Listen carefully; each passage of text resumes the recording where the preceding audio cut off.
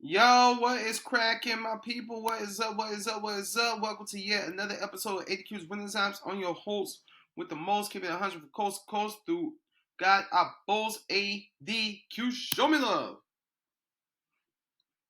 You gotta be a little faster than that. You gotta be way faster than that. There you go. There you go.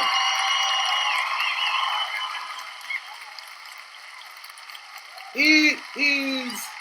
Yeah, I know. I know. I know. I know. I know. I know.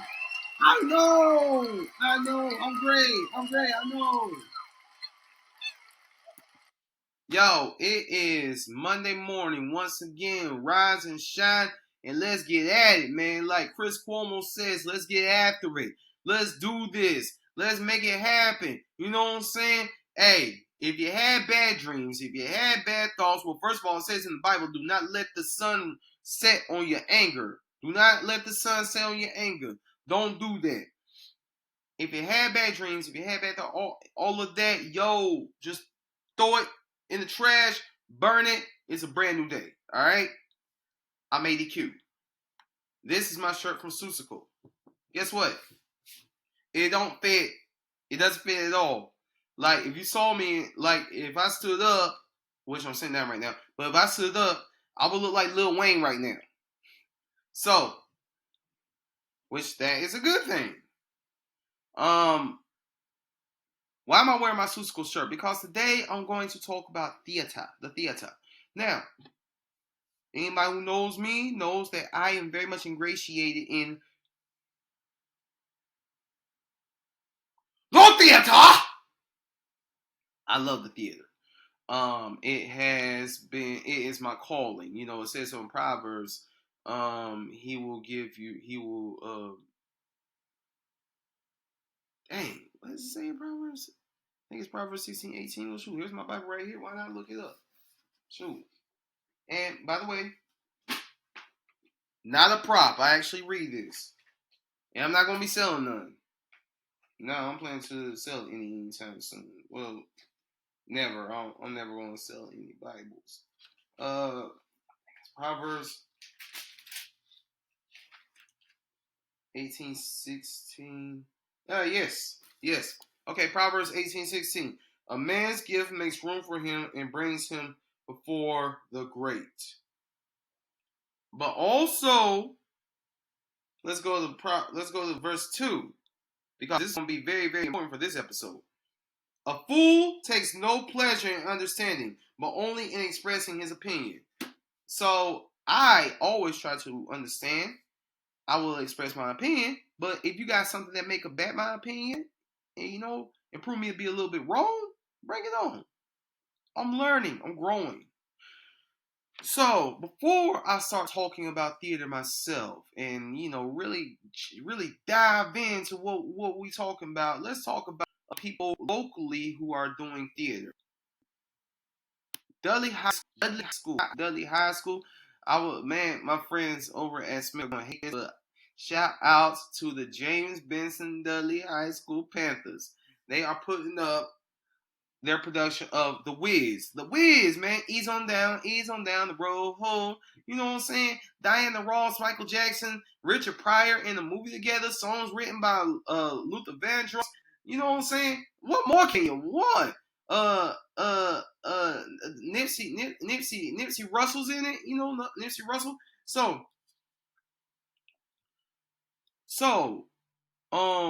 The Wiz. Dudley High School Theater over at 1200 Lincoln Street here in Greensboro. The show will be going up April 25th, 7 o'clock, April 26th, 7 o'clock, April 27th, 12 p.m. 12 p.m. 12 p.m. Alright? Pull up, support the kids, okay? Support the kids. Another one will be over at Weaver Academy. They'll be doing Something Rotten. Something Rotten will be April 11th through the 13th, which they've already gotten started, and then 18th through 20th. So you can still check it out. I hope you check it out. If you haven't checked it out, then you missed it. So shout out to all the kids over at Weaver Academy, and you can get there, and if you go support, it's over at 300 South Spring Street here in Greensboro. 300 South Spring Street here in Greensboro. Also, I got sister Princess Howell Johnson, who has put her entire soul into the hair journey. She put her entire soul into the hair journey. It is Black Ballet, directed by Morgan Flowerchild Jones. Sound familiar? It should, because she was one of my most favorite episodes of ADQ's Renaissance. So I got my ticket, and I'm gonna pull up my ticket. It's the Royal Expressions Contemporary Ballet Hair Journey. It'll be on Tuesday, April 23rd, 2024, 7 p.m. over at the UNCG Auditorium, 408 Tate Street, Greensboro. Yo, come watch it. Come watch it. Come watch the debut of it before it goes international. And it will go international. You know what I'm saying? So look out for it. The hair journey. All right? All right? Now, start theater, shall we? Yeah, that's what I want to do in this particular episode. I want to talk about the theater. We're calling this episode House Rules because there are some rules in theater that I think that we all have negated. And this is for those of y'all who are new to the game, or those of y'all who may have been out of the game for a while and just now getting back in. First thing first. Listen, okay? Now, I am not a theater aficionado by no stretch of the imagination. I'm still I'm a participant and I'm a student, right? First thing first. Get that light on me because I shine. You know what I'm saying? First thing first. Actors don't direct other actors unless you are an actor that has been hired to direct. Or unless you are an actor who is directing and acting, which is a tough task in itself. I know, I've done it. But actors do not direct other actors. Broadway professionals, equity card holders, professors, all that will tell you that. And I have seen that so many times, and it freaking irritates me whenever an actor tries to direct me. I want to tell them to STFU, but I'm not a confrontational person at all. I'm not. I'm an easygoing, even keel, chill person who just wants to, sit and vibe and enjoy all the blessings that God has given me. But there are people who think that they know everything, who will try and direct you. If they are a director, yes, it is their job to do that. But if they're an actor, you are well within your means, you are well within your rights to tell them to STFU. You know what I'm saying? Also, now I'm coming out of the ADQ bag. If you're gonna be late for rehearsal, tell somebody, okay? Tell somebody. When you're late for rehearsal, that kind of throws the entire process off, especially if you're called to be. Yeah, I was on my phone. Sorry, I'm a millennial. But if you're late for rehearsal, your lateness kind of throws everything off. You know what I'm saying? It could. So make sure to tell someone, if you can, within an hour or two, not to be late for rehearsal. Third thing. Now, I follow this only out of respect for my fellow artists. But when you're in the theater, don't say Macbeth. I'm going to take a sip of water on that as you think about that.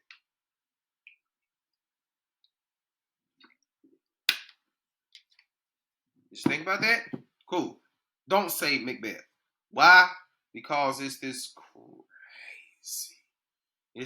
crazy superstition that a lot of theater people have had for years and years and years. Apparently people have died, yada yada. Just don't do it, man. things will work out a lot. Things will work out for you a lot better if you just don't do it. You know, if it's people's superstition, then just respect it. Okay. Um. Also, never double book yourself. Yeah. Never double book yourself. I once saw someone double book themselves for a key rehearsal day. Never double book yourself, especially during Tech Week. Do not double book yourself during Tech Week. Tech Week, your body, your soul, all of that belongs to the theater. Okay? If you agree to act in this particular production, they will hand you a conflict calendar prior to um first rehearsal. You are to mark the dates that you can and cannot make it. And if you cannot make certain dates for whatever reason, you make sure to tell the director and the stage manager. Which brings you to this rule. Everything goes to the stage manager. And if you are an incompetent person, don't volunteer to be a stage manager. I've dealt with some really incompetent stage managers in my day who made me want to pull out those 4 letters yet again or just give them a good back slap. If you are an incompetent person, something deep down inside of you is going to tell you, "Hey, you're stupid. You're kind of slow." And then that's you. Do not sign up to be a stage manager. Nobody works harder than the stage manager. The stage manager is the liaison between the actor and the director. You know what I'm saying? The stage manager is the runner of the show once the director has directed the show and then bows out. It's all on the stage manager. Alright? Another thing. Listen. In community theater, there's no pay. You will not get paid. You'll gain experience. Oh, let's talk about community. Let's talk about community theater. There's no pay, but you will gain beautiful friendships. You'll gain lots of experience, and you just may taste that dream that you have dreamt of being an actor. You know what I'm saying? But you will not get worldwide acclaim from community theater. But you will get great, beautiful times out of community theater.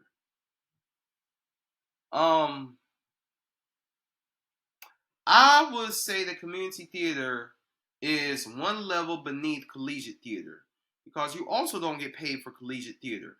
But in collegiate theater, they handle collegiate theater just like professional theater. With community theater, depending on the theater in question, um, depending on the theater in question, a lot of them operate like professional theaters. You just don't get paid. Which I think that depending on the house, I think they need to rewire that. I think they need to rewire that and make it so something can be paid to the actors. Something.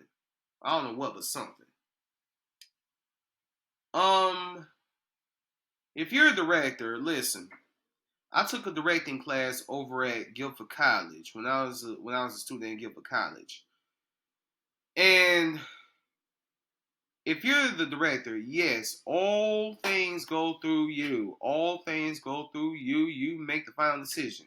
That's what you've been hired to do, right? But guess what? Your poop does stink, okay? Please do not throw your head up your behind to know just how much your poop does stink. It does, trust me. I didn't like sniff around for your poop. I just know that it does stink, okay? Um, please don't be rude to your actors. We're all artists. We're all sensitive about our stuff. It's not it's not a dictatorial thing. It's a collaboration. Any theatrical scholar will tell you that. It's collaboration between the director and the actors to tell a story. Which brings me to this. You're not pretending, okay? You're not pretending. You're telling a story. It's just a character who is a very real person in your imagination. I know I'm starting to sound a little schizophrenic with this one, but it's a character who is utilizing your anatomy to tell a story. You gotta look at it like that. Don't look at it as pretending. If you look at it as pretending, you're not gonna take it serious. Me personally, I take every single second that I say every single solitary second that I spend on that stage very serious. So I would highly recommend treating it as that. When you're on that stage, like when I go on that stage, I try my best to shed as much Adrian as possible and fully commit to the character. In this book, Stanislavski System by Sonia Moore, this great theatrical scholar, director, writer, Konstantin Stanislavski. I was introduced to him when I went to Foresight Tech. My professor, Marshall Bobanek, introduced me to him. Yeah, that's another reason why I get very annoyed when actors try to direct me. I know you look at me, you see this short little guy from Shelby, and don't think there ain't no zippity doo dah about acting. Trust me, I know a lot. I know a lot. I study this. I performed this for my entire adult life. You know what I'm saying? Like there are things that I have forgotten more than a lot of y'all who think you could direct people. I have forgotten more than you know. Let's see. So listen to this. Is in page 8. Theater experts throughout the world agree that it is the actors capable of discovering the inner life of the man they portray. Actors capable of building the life of a human spirit, as Stanislavski called it. Don't think of it as this Adrian talk. Don't think of it as you are memorizing lines and just saying them. No, you are giving life to a whole being. Again, this character who lives in this story has chosen your anatomy to live through for the duration of the play. But let's continue. As Stanislavski called it, who will lead the theater to progress. Not through specially built stages and auditoriums, not even through directors' inventions, but through actors capable of creating ever new human beings with their own unique inner worlds will theater advance. You're not memorizing lines and pretending. You're telling a story. You are giving life to a character. Facing again and again a new personality, participating in all that happens around it presents inexhaustible possibilities for an actor. Artists of colors, sounds, chisels, and words choose their art in order to communicate through their works with other people, wrote Stanislavski. Therefore, the goal of art is spiritual communication with people. It's spiritual, man. It's spiritual. It's spiritual. It's spiritual. I mean, yeah, one man shows exist. I wrote a one man show, but theater is how I'm able to be an educator, how I'm able to be a podcaster, how I've been able to build and cultivate friendships with people who, if it wasn't for theater, I probably would never come across paths with them. Because a lot of them I come from completely different worlds from. The most important thing is to build the life of the human spirit, Stanislavski said, and he developed a technique with the help of which actors can build the soul of a role and incarnate the inner world of a person created on stage. Stanislavski's teachings are not the result of personal guesswork. They form a science based on human functioning according to the laws of nature. There's that beautiful, wonderful laws of nature, right? These laws are obligatory for all people. The title that Stanislavski gave to this system, the elementary grammar of dramatic art, emphasized the universality of the laws for any actor building any character in any play. Well, our rights does not refer to one epoch in his people, but to the organic nature of artists of all nationalities and all epochs. He said, the system therefore cannot be called a Russian phenomenon and does not have to be adapted to American actors or to actors of any nationality. Through the system, actors learn natural laws and how to use them consciously in recreating human behavior on stage.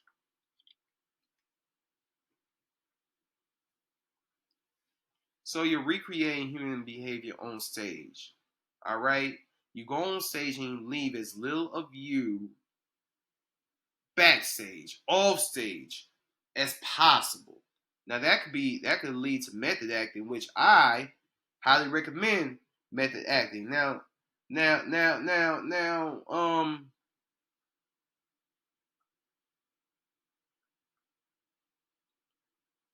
if you were to say not drop character until you've done a DVD commentary, good luck with that. But if you want to be called like Dave Chappelle said recently on one of his specials, how Jim Carrey wanted to be called Andy during his filming of Man on the Moon, so that he could fully, accurately and successfully portray Andy Kaufman. Right? There are actors who do that. Like I don't know if anybody other than Daniel Day-Lewis will go to the extremes of which the Kirk Lazarus character, which was portrayed by Robert Downey Jr. in Tropic Thunder. I don't know if there's any actors who go to that extreme. You know what I'm saying? Wearing blackface and talking like a stereotypical black dude the entire movie. I don't know if there's any actors who do that, but if they do, you know. And just a side note, I like Tropic Thunder. I think Robert Downey Jr. did a brilliant job. Other black conscious minds or Pan Africanists will probably think that that was offensive and whatnot. And I totally get how it can be offensive, but as an artist, you cannot doubt that it was a great performance, man. It was a great performance. Because when you listen to Robert Downey Jr., if you watch all the Iron Man movies, Robert Downey Jr. is as white gets. So he was fully committed to the role of Kirk Lazarus, being a dude. He was literally a dude playing a dude disguised as another dude.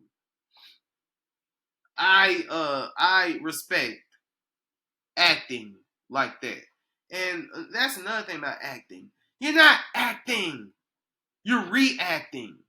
You know what I'm saying? I'm not going out into a circle and saying, hey, man, hey, I am going out here to get a drink of water. That's irritating. You have completely encompassed the character of which that you are portraying, and you are reacting to whatever circumstances. You know what I'm saying? Like on stage, I'm not trying to be Adrian reacting to a certain situation. I'm trying to be that character. But what in Adrian's artistic mind has gone into the formulation of that character? You know what I'm saying? If it's an original character. What in Adrian's mind has went into the formulation of that character to say that I want a drink of water that way? There's so many ways I can say I want a drink of water. Like, I want a drink of water. I want a drink of water. I want a drink of water. I want a drink of water. So, there's that.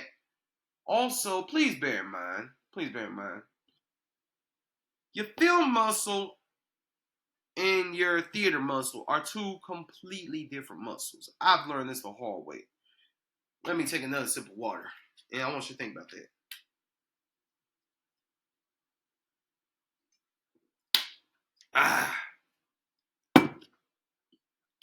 Your film muscle and your theatrical muscle are two completely different muscles. Um, your film muscle, you know, less is more. You are talking like this. This is you.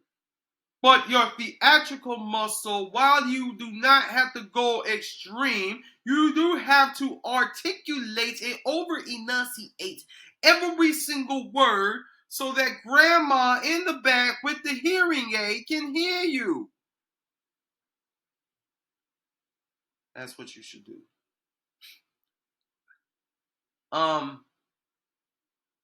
You cannot take how you would act in theater, how you would act in film into theater, and you cannot take how you would act in theater into film. You have to develop two completely different acting muscles, right?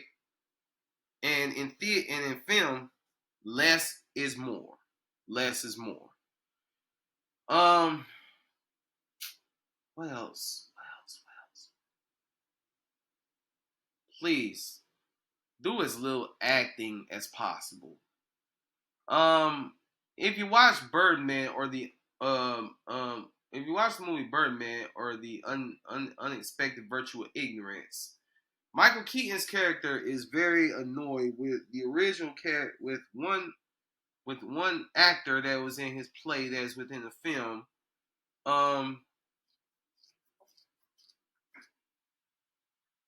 And causes the light to fall down on him so he won't be in the play because that actor was overacting, was like doing too much. Please, just get to know your character well enough to know what's too much, what's acting and what's reacting, what's performing and what's telling the story. We're all performing, but are we telling the story? You know what I'm saying? Man, people have told me recently that I've gotten so much better, and I've gotten. I don't know. Maybe it's because of all this that I've learned. Maybe it's because of all of the years that I put into it. Maybe because I'm getting older and I'm just getting more laid back. I don't know.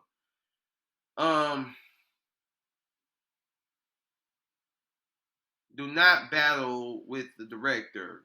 Okay, if the director tells you to do something, you know what I'm saying. When you sign up to do a show, you have committed yourself to listening and doing whatever the director says do. Now, the director tells you to strip butt naked. You know what I'm saying? You need to make sure to voice at the beginning that you're uncomfortable with it. If the director tells you to kiss someone, hey, you need to voice that you're uncomfortable with it, okay?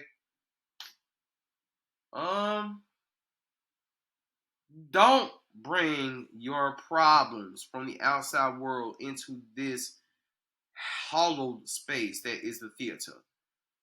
Don't nobody listen. You may make friends in a play, and they'll care about you. But you leave your problems at the door, in the car, however you get there. Do not bring your problems into the theater, into rehearsal. All right? Because that can completely compromise your artistic or your character development. Okay, I'm sorry. If you have problems, totally handle them. If you have to take the day off from rehearsal, do that. Make sure to tell the director ahead of time. But don't bring them into the theater. They do not belong there, okay? Because your character doesn't have those problems. That's how completely tapped in, dialed in you have to be with your character.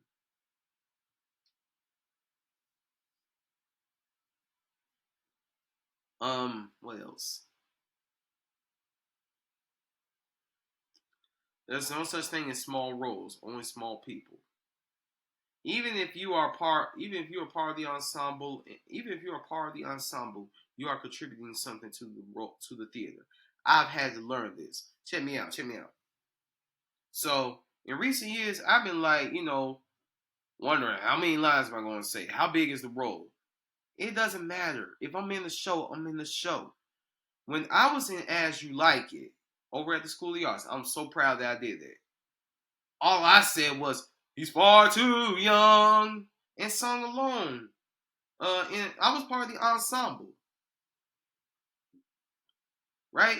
I went from a monologue in the play that I did before that, Figures in Blue, and being Gabe in Fences, a dream role, to doing that. Did I take that as kind of like a demotion? No, because I was in a musical version of As You Like It at the School of the Arts. Are you freaking kidding me? When I was Mother Ginger, I was Mother Ginger. Yeah, this happened. I ain't say nothing. I stood there and prayed to God that I wouldn't fall off the stilts that hurt like a mother. When I was in Charlie and Chocolate Factory over at the school over at UNCG, I didn't. I said I probably had 2 lines, but best believe I got the audience's attention when I fell off the bed. Now I wasn't thinking, hey, add your part to that play. I was thinking, how can Adrian add a little bit more? Thankfully, my director Todd Siff, who is a genius, was down with it. But bear in mind, if you are part of that production, if you are adding in any way, shape, or form to telling that story, give yourself a round of applause, okay? Don't think of the size of the role. Don't even think about the size of the lines that you're saying. Shakespearean actors have to memorize pages and pages and pages of monologues. You know what I'm saying? It ain't about that. It's about, are you contributing to the story? And what level and to what level are your capabilities of contributing? Don't think of it as small roles, okay? Get out of that mindset.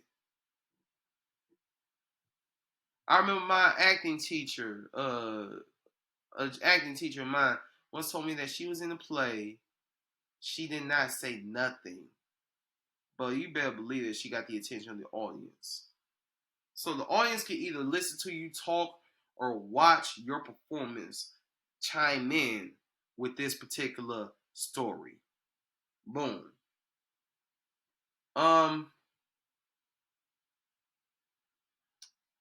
And I would say also have fun. It's called play. Have fun. Have fun. So much fun. If it wasn't fun, I wouldn't have done it as long as I have. It's so much fun. Have fun with it. Ingratiate yourself into the culture. I have.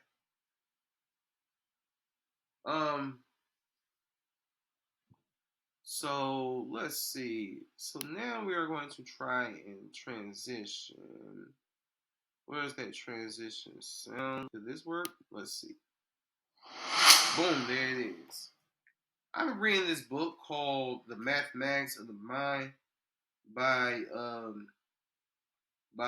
the brother Nuri Muhammad. And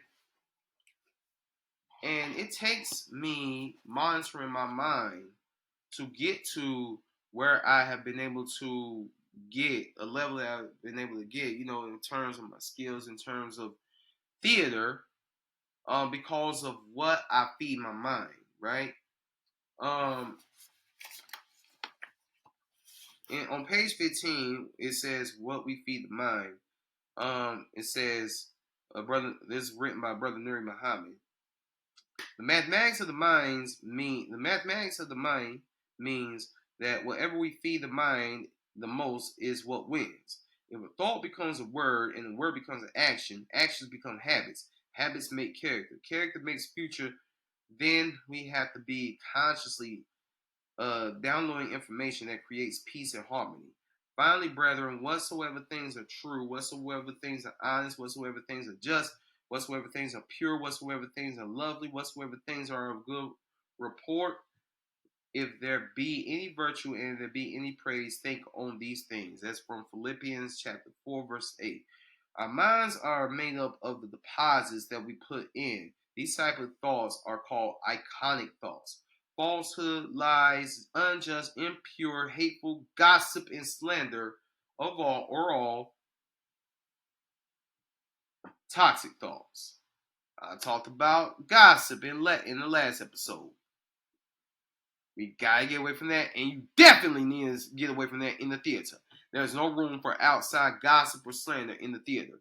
We're all artists on equal levels, building each other up. That's what we all are. These words, let's see.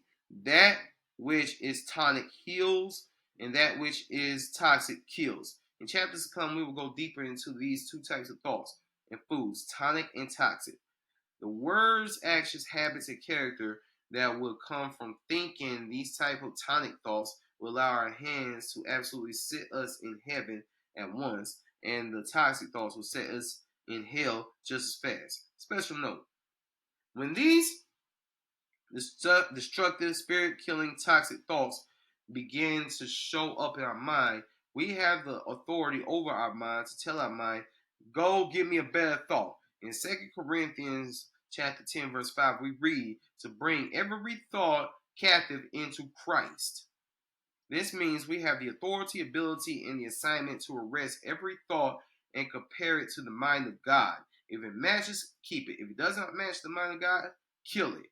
This is a practical application process, letting this mind be in you, the same that was in Christ Jesus, and being not conformed to the way of this world, but being transformed by the renewing of your mind, leaning on thine own understanding, but in all thy ways acknowledging him. And as stated in the Holy Quran, chapter 2, verse 138, we take Allah's color, and who is better than Allah at coloring, and we are his worshippers. When you break down the etymological root of color, it is different than the word color.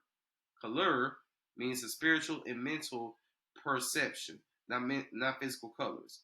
This regiment of mental martial arts will grant us a black belt in mind control.